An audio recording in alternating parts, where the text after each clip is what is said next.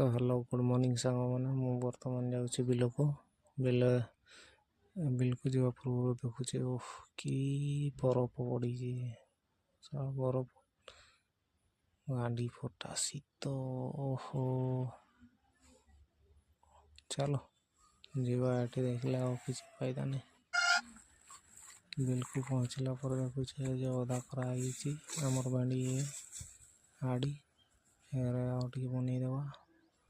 बनईते start करवा ना पूरा चलची काम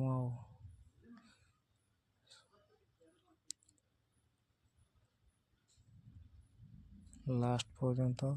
पूरा सारी आसले ऊपर आड़ को देखु चाहिए बापरे सब बुढ़ा कौच कौन है तो सब यूक्रेन रूस युद्ध बढ़िया